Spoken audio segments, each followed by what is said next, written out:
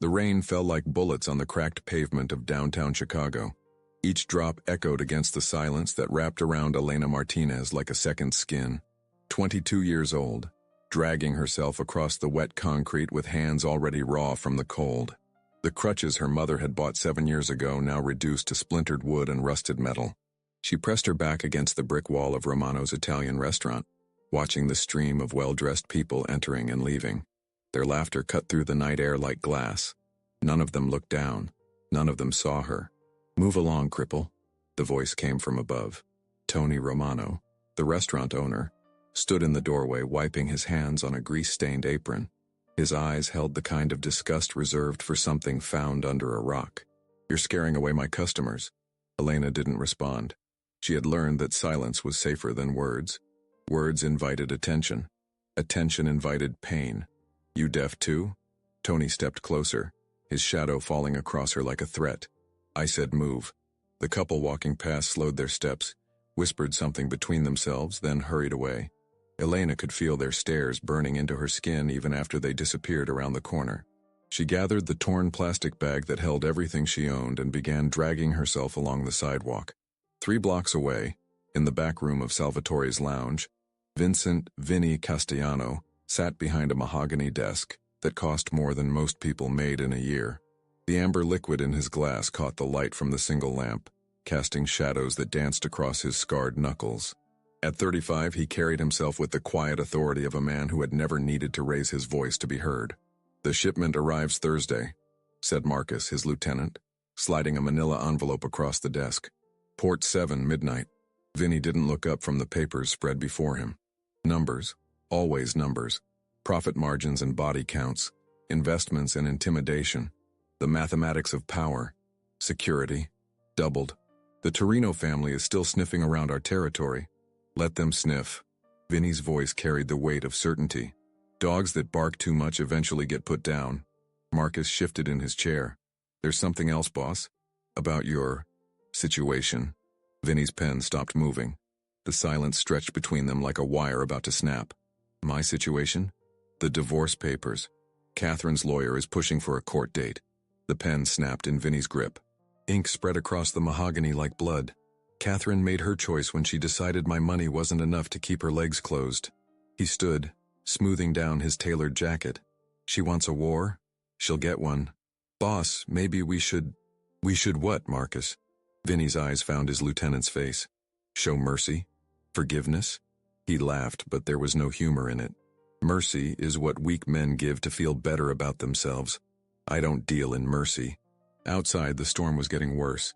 Vinny walked to the window, watching the rain transform the city into something that looked almost clean, almost innocent. He knew better. Chicago had a way of revealing its true nature to those who looked close enough. Corruption under a thin veneer of respectability. Violence dressed up in expensive suits. His phone buzzed. A text from an unknown number. "Your wife sends her regards." Vinny stared at the screen until it went dark, then slipped the phone back into his pocket. Catherine was playing games. Dangerous games. She'd forgotten that he was very good at games. 20 minutes later, Elena had managed to drag herself to Millennium Park. The benches offered some shelter from the rain, and the late hour meant fewer people to stare, fewer people to judge.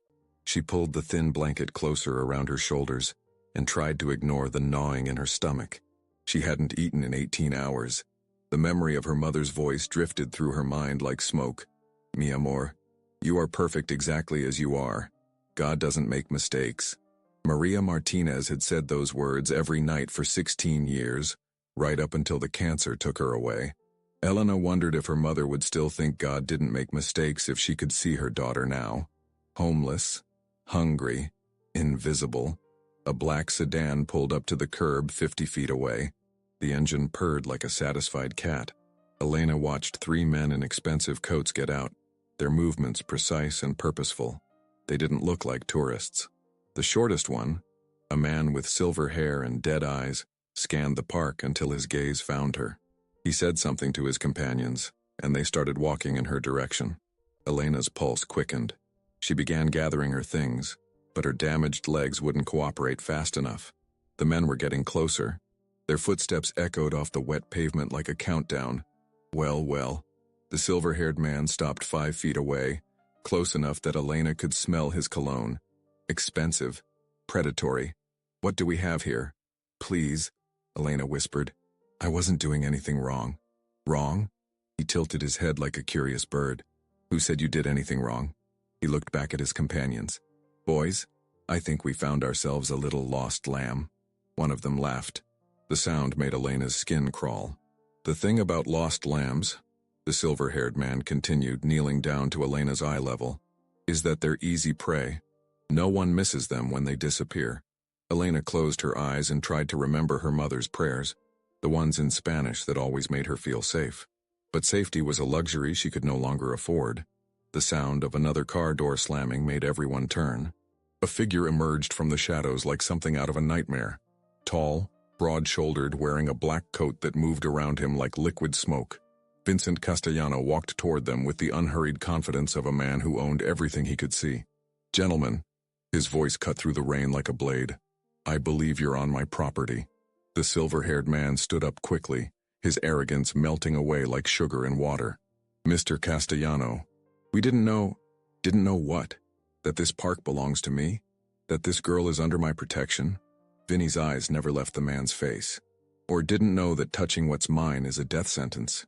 We weren't touching anything, sir. Just having a conversation. Vinny stepped closer. Is that what you call it?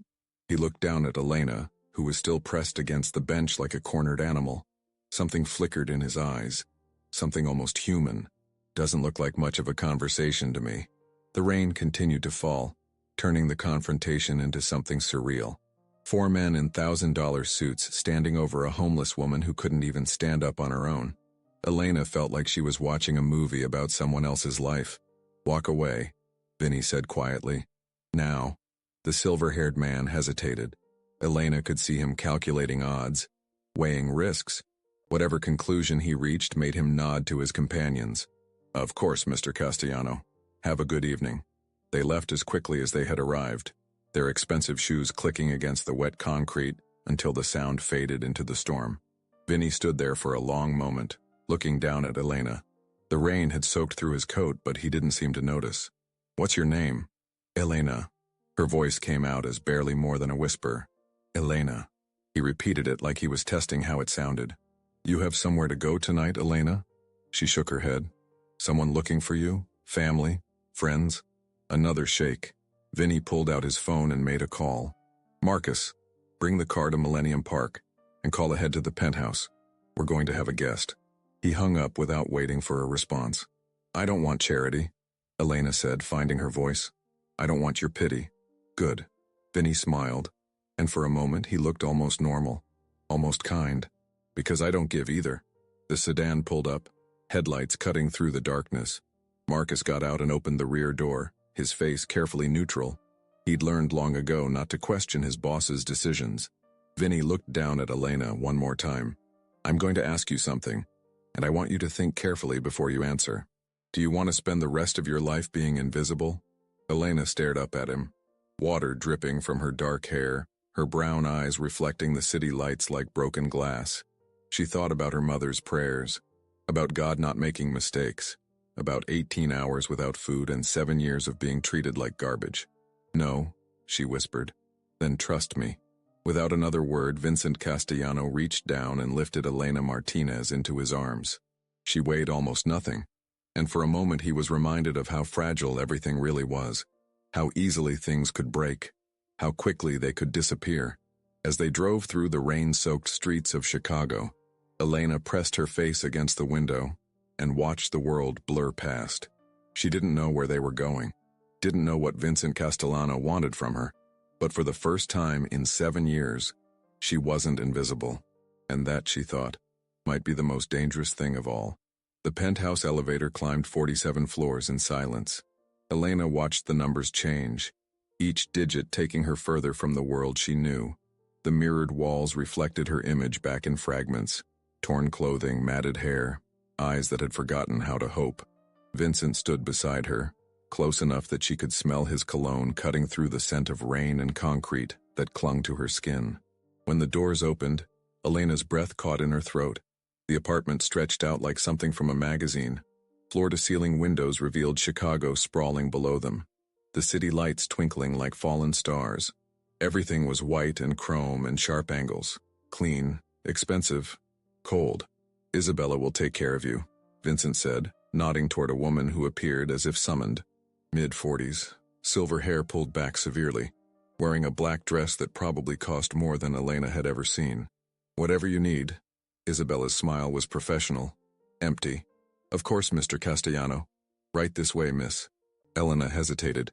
The marble floor stretched between her and the woman like an ocean. "I can't walk on that. I'll leave marks." "The floor can be cleaned," Vincent said. His voice was quieter now, almost gentle.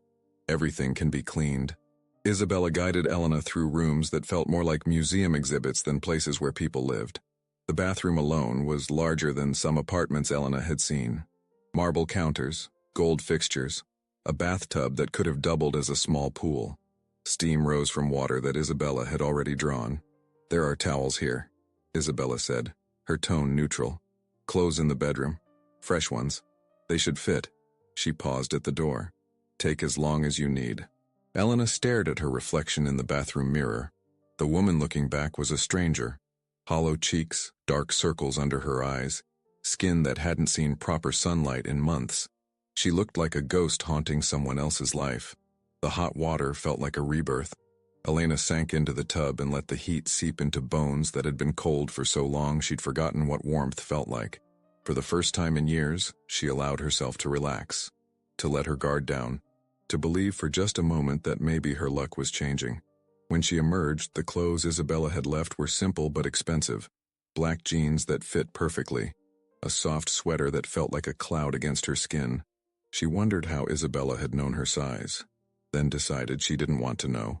Vincent was waiting in the living room, standing by the windows with a glass of something amber in his hand. He'd changed clothes too, jeans and a white shirt that made him look younger, almost normal, almost safe. "Better?" he asked without turning around. "Yes, thank you." Elena positioned herself carefully on the edge of the couch, ready to leave if necessary. "But I don't understand why you're helping me. Maybe I like fixing broken things." The words hit Elena like a slap. "I'm not broken." Now Vincent did turn, his dark eyes finding hers across the room. "No? Then what are you?" Elena's jaw tightened. "I'm disabled. There's a difference." "Is there?" He moved closer, each step deliberate. "Because from where I was standing tonight you looked pretty broken to me. You don't know anything about me. I know you've been living on the streets for months. I know you haven't eaten a real meal in days. I know those men tonight weren't the first ones to corner you." Vincent sat down across from her, close enough that she could see the small scar above his left eyebrow. "I know you're running from something. Or someone." Elena's hands clenched in her lap. "I'm not running from anything. Everyone's running from something, Elena. The question is whether you're running toward something better." The silence stretched between them like a challenge. Elena could hear the city humming 47 floors below, a constant reminder that the world continued spinning even when everything in your life had stopped making sense. "My father," she said finally. "I'm running from my father." Vincent leaned back, waiting. "After my mother died, Elena's voice caught. "He blamed me, said I was a burden, that she died taking care of me instead of taking care of herself." The words came out in a rush, like poison she'd been holding inside. "He used to lock me in the basement when he brought women home. Said I embarrassed him, made him look weak. Where is he now?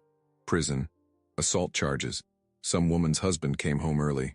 Elena laughed, but there was no humor in it. "I stayed in foster care for a while, but when I turned 18, she shrugged. "I aged out. No family, no money, no job skills except knowing how to be invisible." Vincent's expression didn't change, but something flickered behind his eyes. Something that looked almost like recognition. "And you've been invisible ever since. It's safer that way." "Safer for who?" Elena looked at him. Really looked at him. The expensive clothes couldn't hide the hardness in his face, the calluses on his knuckles, the way his eyes constantly moved, cataloging exits and threats. "What do you want from me?" "I want to offer you a choice." "What kind of choice?" Vincent stood and walked to a desk in the corner.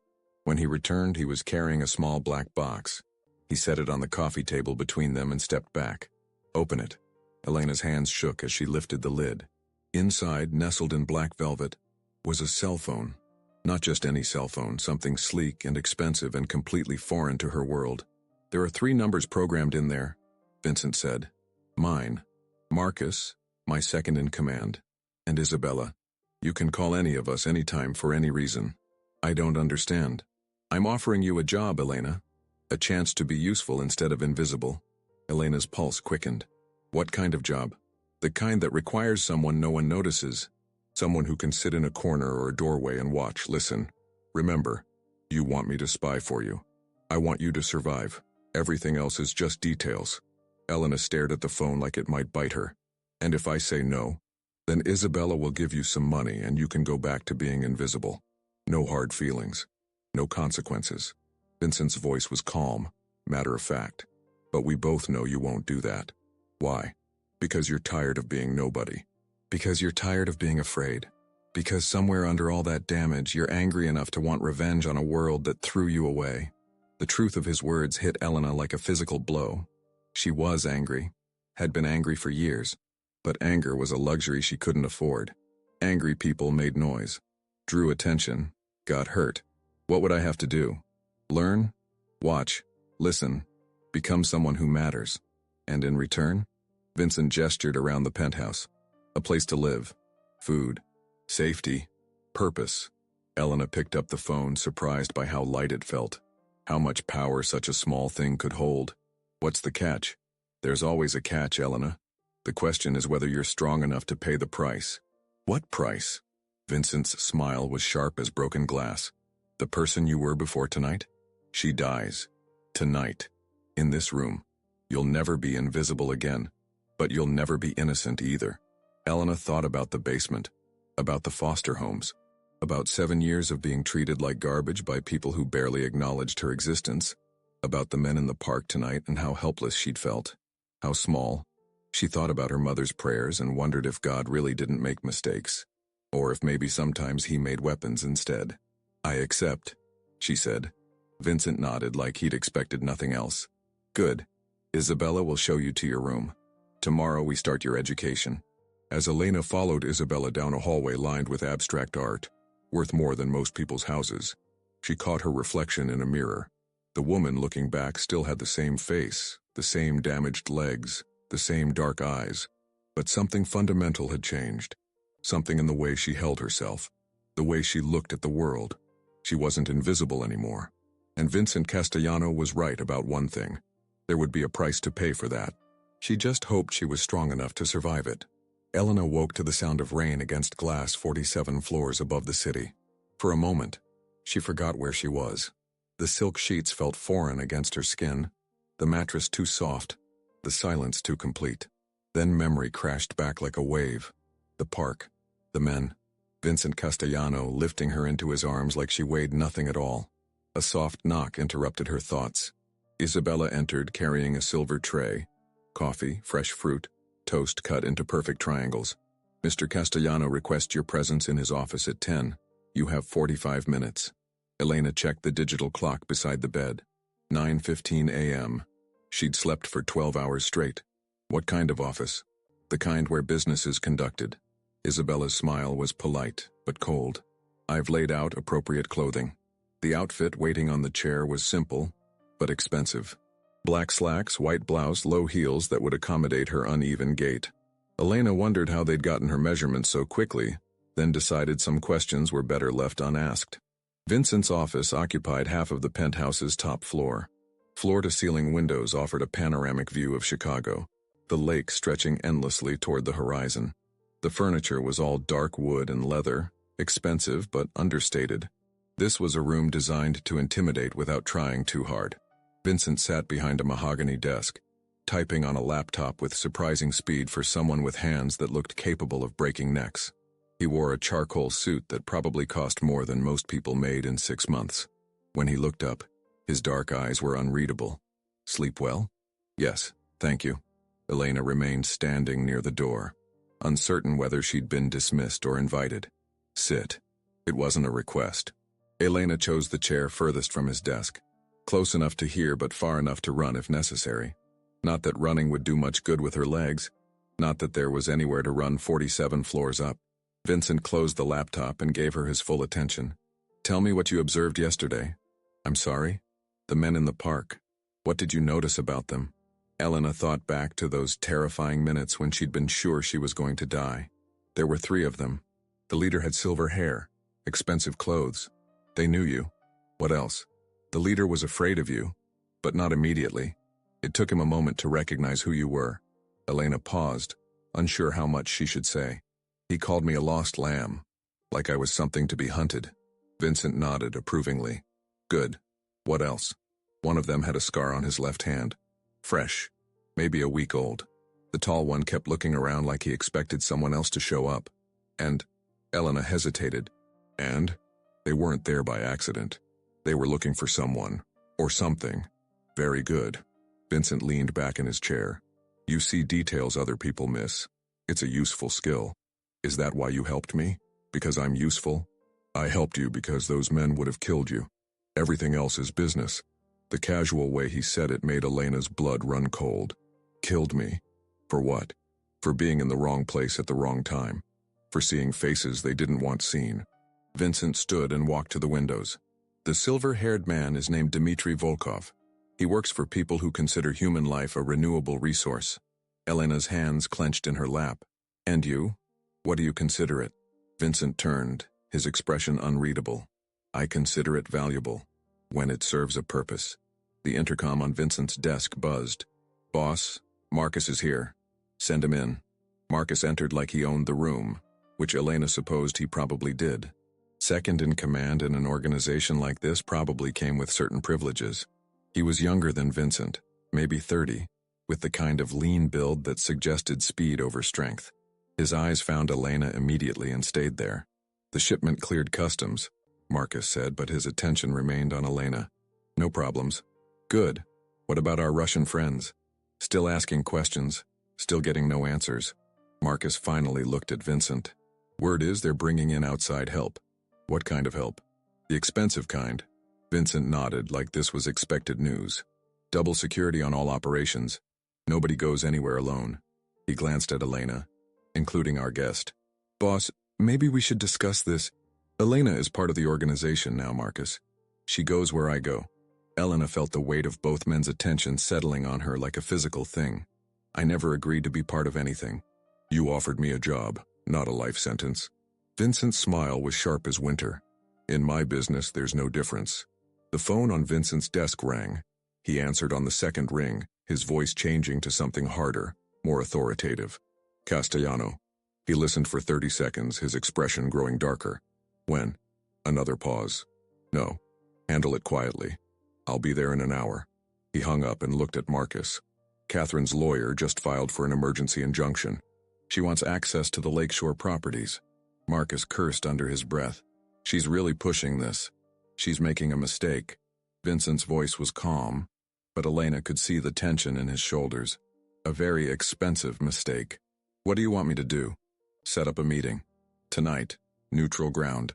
Vincent adjusted his cufflinks. A gesture Elena was beginning to recognize as his way of controlling anger. And Marcus? Make sure our Russian friends know about it. Sometimes the best way to solve one problem is to let it collide with another. Elena watched this exchange with growing unease. She was beginning to understand that Vincent Castellano didn't just live in a different world. He was a different species entirely. One that calculated human suffering like quarterly profits. What about her? Marcus nodded toward Elena. She comes with us. Boss? That might not be. She comes with us. Vincent repeated, his tone final. Elena needs to understand what she signed up for. As Marcus left to make arrangements, Elena found herself alone with Vincent again. The silence stretched between them like a challenge. Your wife? Elena said finally. What did she do? Vincent was quiet for so long Elena thought he wouldn't answer. When he spoke, his voice was conversational, almost casual. She fell in love with my accountant. Not unusual in itself. Wives have been cheating on their husbands since the invention of marriage. But Catherine made 2 mistakes. Elena waited. First, she thought she could take half of everything I've built and walk away clean. Second, she thought I wouldn't notice when $50,000 went missing from the charity account. Vincent's smile was cold as Arctic wind. I notice everything, Elena. Every missing dollar, every whispered conversation, every betrayal. So you're going to kill her? I'm going to give her exactly what she asked for. Freedom. Vincent walked back to his desk, picked up a manila folder, and held it out to Elena. Open it. Inside were photographs. Catherine Castellano was beautiful in the way that money could make anyone beautiful. Perfect teeth, expensive hair, clothes that cost more than cars. But in every photo, she looked afraid, hunted. She's been staying at the Palmer house for 3 weeks, Vincent said. Room 847. She thinks she's hiding. She thinks she's safe. Elena closed the folder, her stomach churning. Why are you showing me this? Because tonight you're going to watch me have dinner with my wife. You're going to see how business is conducted in my world. And tomorrow you're going to decide whether you're strong enough to stay. Elena stared at the folder in her lap, understanding finally settling over her like fog. Vincent Castellano hadn't saved her from those men in the park. He'd recruited her. She wasn't a guest in his penthouse, she was an asset. A tool to be used until she broke or outlived her usefulness. And if I decide I'm not strong enough? Vincent's expression didn't change. Then you'll join my wife in discovering what happens to people who disappoint me. Elena felt something inside her shift. A door closing. A bridge burning. The girl who had prayed her mother's prayers and believed in God's plan was dying. Right there in that expensive chair overlooking a city that had never wanted her. In her place, something else was being born. Something harder, hungrier, more dangerous. When do we leave? She asked. Vincent's smile was proud and terrible. Now you're learning. Before we continue Elena's transformation, I want to take a moment to acknowledge something profound happening in this story. We're witnessing a young woman's journey from survival to power, but at what cost? Sometimes the very thing that saves us also changes us, irrevocably. Elena's path forces us to question, when does adaptation become corruption? When does strength become something we no longer recognize? If you're following Elena's journey, what do you think about her choices so far? Are you rooting for her survival, her revenge, or something else entirely? Share your thoughts. I'm genuinely curious about how this story is affecting you. The Palmer House Hotel stood like a monument to old money and older secrets. Vincent's black Mercedes pulled up to the valet stand at exactly 7 p.m., punctual as death. Elena sat in the passenger seat, her hands steady despite the chaos in her chest. The black dress Isabella had selected fit perfectly, transforming her from victim to something else entirely, something that belonged in Vincent's world. Remember what I taught you, Vincent said, adjusting his tie in the rearview mirror. Watch everything. Say nothing. Catherine will try to use you against me. She'll appeal to your sympathy, make you think she's the victim in this story. And if she is? Vincent's laugh was sharp as breaking glass. There are no victims in my world, Elena. Only predators and prey. Catherine chose which one she wanted to be. The hotel lobby was all marble and crystal, designed to intimidate anyone who didn't belong.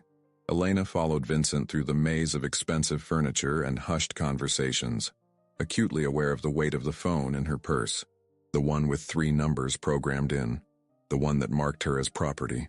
Catherine Castellano was waiting in the hotel restaurant, seated at a corner table that offered clear sightlines to all exits. Smart woman.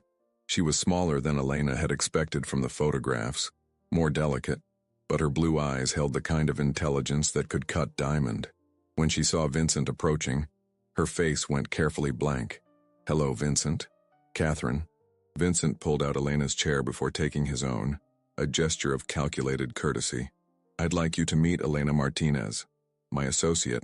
Catherine's gaze swept over Elena like a scanner, cataloging details. The expensive dress, the careful makeup, the way Elena's hands rested motionless in her lap. Associate, she repeated. How progressive of you. Elena said nothing. Vincent had been very clear about her role tonight. She was to observe, not participate, to be seen but not heard, to be a reminder of how easily Vincent could replace anything or anyone that disappointed him. You look tired, Catherine. Marriage troubles keeping you awake? Catherine's smile was brittle as old bone. I sleep fine, thank you. It's amazing how peaceful life becomes when you stop living with a sociopath. Is that what I am? Vincent signaled the waiter, ordered wine without consulting anyone. I thought I was just a businessman with traditional values about loyalty. Traditional values. Catherine laughed, but there was no humor in it. Is that what you call threatening my lawyer? Having my credit cards canceled? Sending flowers to my hotel room every morning? Elena felt something cold settle in her stomach. Flowers. Such a simple gesture. Such an elegant threat. I thought you liked flowers. You used to say they brightened your day. They did. Before I understood what they meant. Catherine leaned forward, her voice dropping to a whisper. Before I realized you were telling me how quickly beautiful things can die. Vincent's expression never changed, but Elena noticed his left hand clench slightly. A tell. Something to remember. I only send flowers to people I care about, Catherine. You should feel honored. The waiter returned with wine, an expensive Bordeaux that probably cost more than Elena had ever seen in one place. Vincent tasted it, nodded approval, waited until their glasses were filled before speaking again. I've been thinking about our conversation last month about fresh starts and new beginnings. Vincent raised his glass in a mock toast. About how sometimes the best way to honor the past is to bury it properly. Catherine's hand trembled slightly as she reached for her wine. What do you want, Vincent? I want what I've always wanted. Respect, loyalty, the courtesy of an honest conversation before someone decides to steal from me. I never stole anything from you. $50,000, Catherine. From the Children's Cancer Fund. Money that was supposed to help kids like the ones your mother volunteers with at St. Jude's. Vincent's voice remained conversational, but Elena could hear the ice underneath. Money that somehow found its way into an account belonging to David Peterson. Your accountant. Your lover. Catherine went very still. Elena watched her face cycle through emotions. Surprise, fear, calculation, resignation. The face of someone who just realized they'd been playing checkers while their opponent played chess. You had no right to. I had every right. It's my charity, Catherine. My money. My reputation. Vincent leaned back in his chair, completely relaxed. The question now is what we do about it. What do you want? I want you to disappear, Catherine. Quietly. Permanently. I want you to take your lover and your stolen money and vanish into whatever hole people like you crawl into when they realize they've overplayed their hand. Catherine looked around the restaurant as if seeing it for the first time. The other diners, the waiters, the carefully maintained atmosphere of civilized conversation. All of it suddenly felt like theater, like a stage set for something much darker. And if I refuse? Vincent smiled. Then David Peterson will be found dead in his apartment tomorrow morning. Apparent suicide. Very tragic. Very thorough. And you'll spend the rest of your very short life wondering when I'm going to get tired of sending flowers. Elena felt her breath catch. This wasn't business. This was something else entirely. Something that made her skin crawl and her heart race in equal measure. She was watching a man destroy another human being with the casual precision of a surgeon removing a tumor. You're a monster, Catherine whispered. I'm a man who keeps his promises, always. Vincent reached into his jacket and withdrew a manila envelope. Inside you'll find a new identity. Sarah Mitchell, age 34, from Portland, Oregon. Complete documentation. Bank account with enough money to start over somewhere far from here.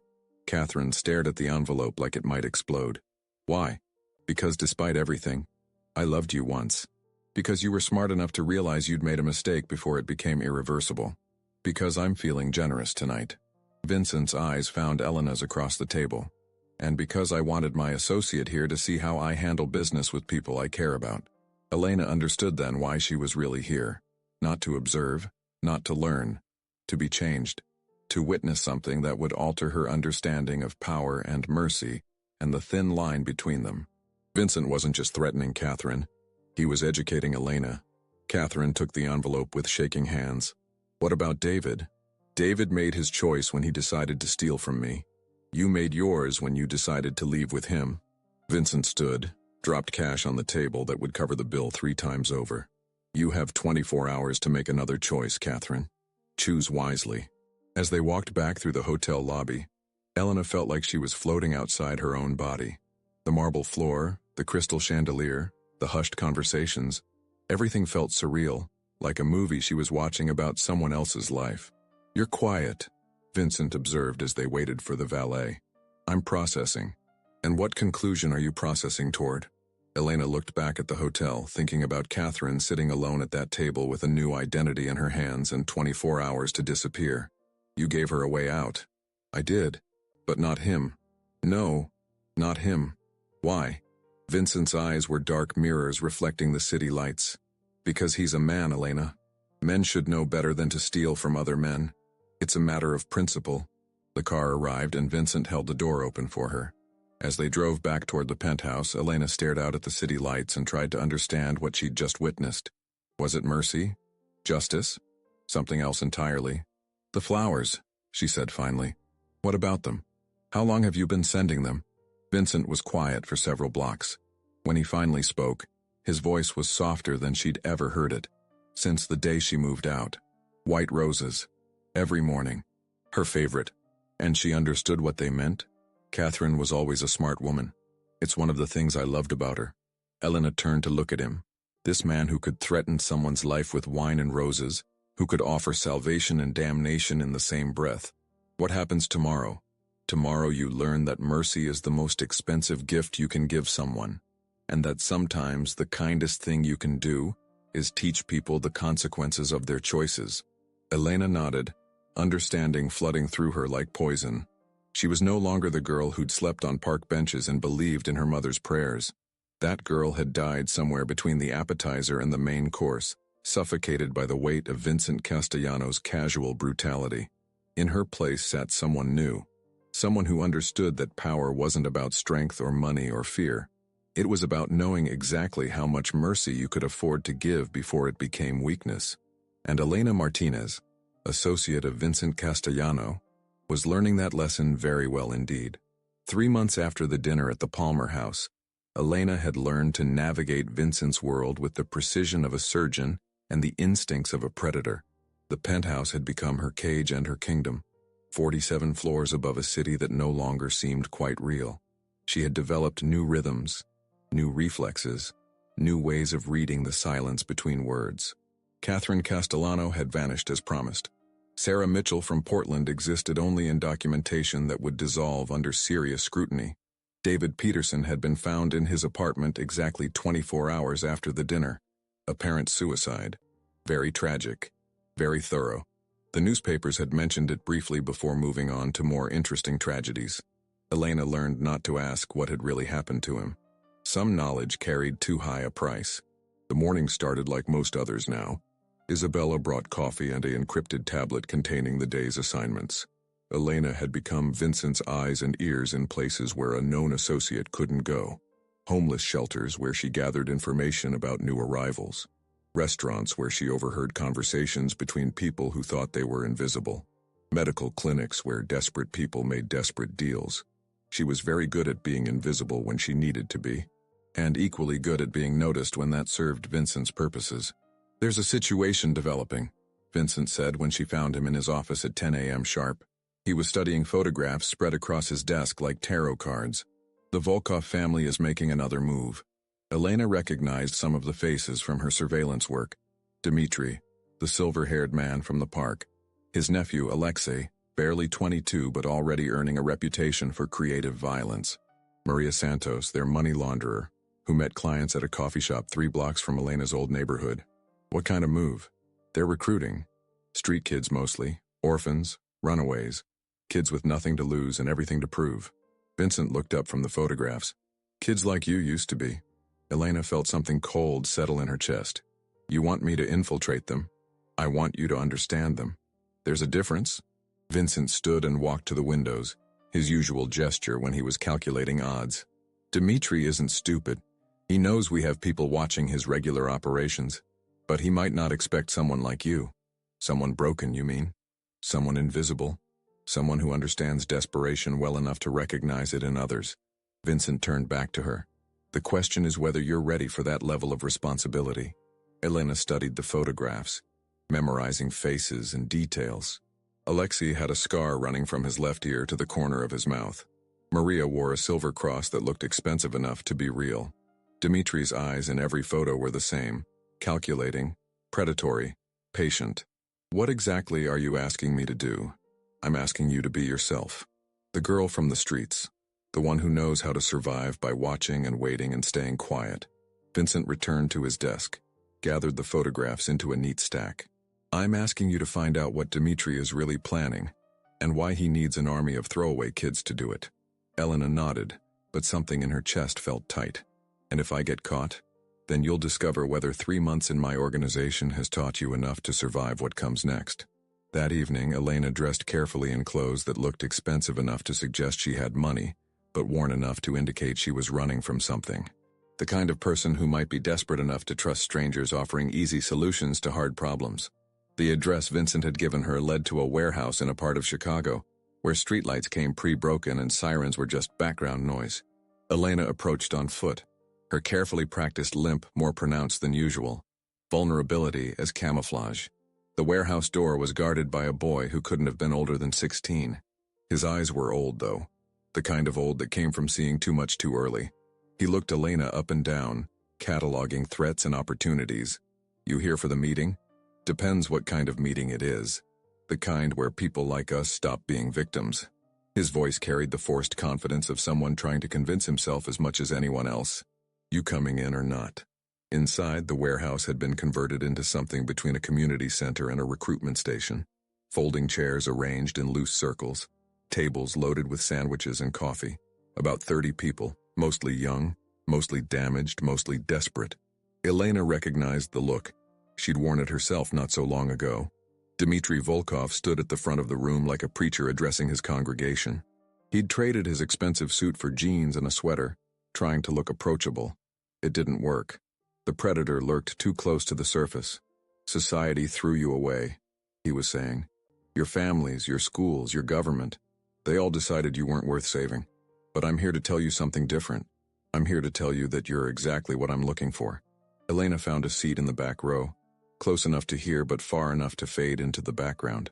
Around her, young faces looked up at Dmitry with the desperate hope of people who'd been drowning for so long they'd forgotten what air felt like.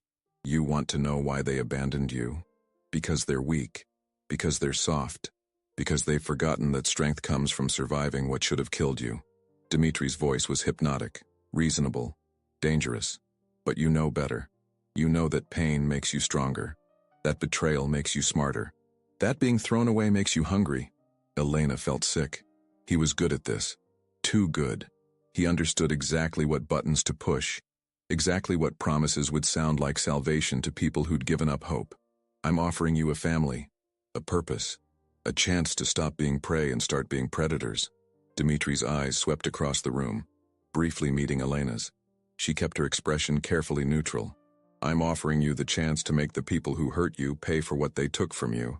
The applause was enthusiastic. Elena joined in, hating herself for how easy it was to pretend. Around her, broken kids clapped for a man who saw them as ammunition. After the formal presentation, Dmitry moved through the room like a politician at a fundraiser. Elena watched him work. A hand on the shoulder here, a quiet word there, promises tailored to individual desperation.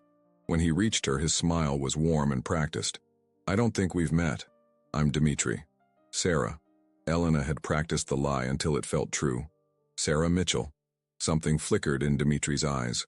Recognition? Suspicion? Sarah Mitchell. That's an interesting name, very American. My parents were optimistic. Elena let just enough bitterness creep into her voice. Thought a normal name would help me fit in better. And did it? What do you think? Elena gestured at her legs, her carefully shabby clothes, the warehouse full of society's discards. I've been fitting in great. Dmitry laughed, and for a moment he almost seemed human. Almost trustworthy. I like you, Sarah. You have fire. Anger is a useful emotion when properly directed. Directed at what? At the people who deserve it. At the system that chews up kids like us and spits out the bones. Dmitry leaned closer, his voice dropping to a conspirative whisper. At men like Vincent Castellano who think they own this city and everyone in it. Elena's pulse quickened, but she kept her expression neutral. I don't know who that is. You will. Soon. Dmitry straightened, his public mask sliding back into place. Stick around, Sarah. I think you're going to be very useful to us. As the meeting broke up, Elena lingered near the back, watching the other recruits file out in groups of 2 and 3. They looked different now. Less defeated, more dangerous. Dmitry had given them something to believe in, even if that something was poison. Heavy thoughts? Elena turned to find Alexei Volkov watching her with the intense focus of a cat studying a mouse. Up close, the scar on his face was even more pronounced. A reminder that survival in this world came with permanent price tags. Just thinking about families, Elena said. About what it means to belong somewhere. And what conclusion did you reach?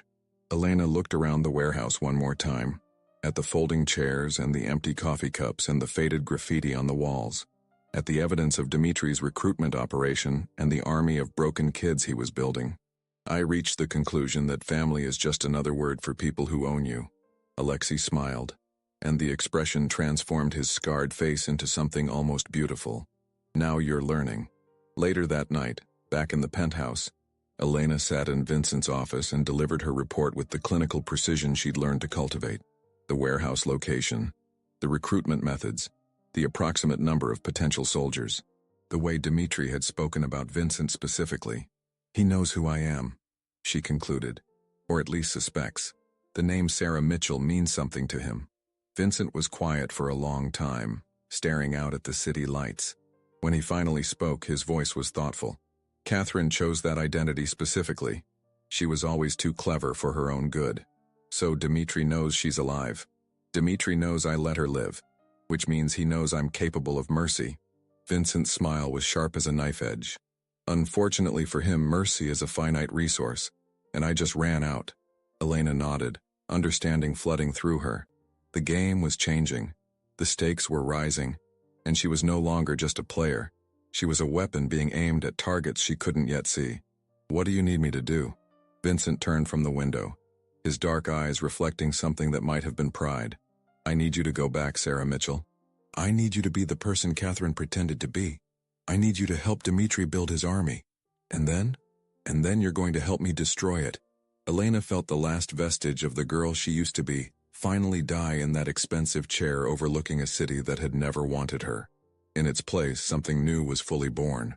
Something that understood that mercy was weakness, that family was ownership, that love was just another word for the price you paid to survive. When do I start? Vincent's smile was terrible and proud. You already have. The city spread out below them, 47 floors of distance between them and the world where normal people lived normal lives. Elena pressed her hand against the glass and felt the cold seep through, matching the temperature of her newly crystallized heart. She had become exactly what Vincent needed her to be. The question now was whether she could remember who she'd been before it was too late to matter. But looking down at those lights, at all those people living their small, safe lives, Elena realized she didn't want to remember. The girl who'd prayed her mother's prayers and believed in redemption was gone. In her place sat someone who understood that survival required the kind of choices that changed you forever. And Elena Martinez, Sarah Mitchell, associate and weapon of Vincent Castellano, was finally ready to make those choices. If this story resonated with you, I'd love to welcome you into our community of storytellers and truth seekers. Hit that subscribe button and join us as we explore the darkest corners of human nature and the prices we pay for survival. What did you think about Elena's complete transformation? Do you believe there was any other path for her?